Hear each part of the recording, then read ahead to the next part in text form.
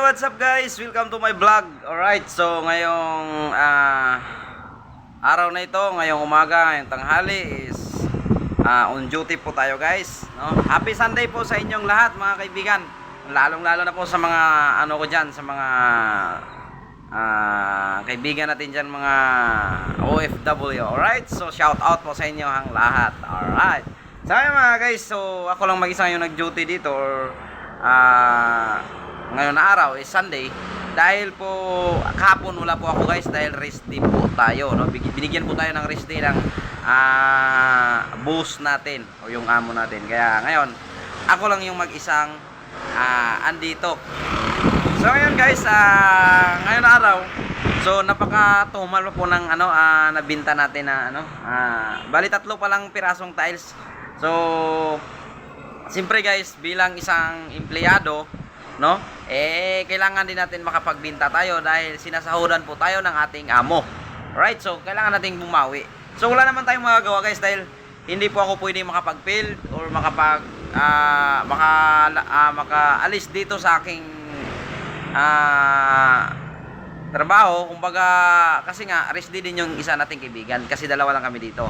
So hindi ako pwedeng mag-field, no, dahil or yung tinatawag na mag-ahente ng mga bahay na ginagawa para iinganyo sila na bumili dito ng tiles, no, kung gusto nilang i-tiles yung kanilang bahay.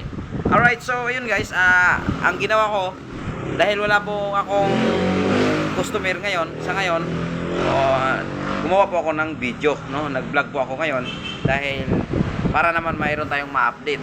Alright, so yun guys, yung ano natin dito pala is salary natin dito is nasa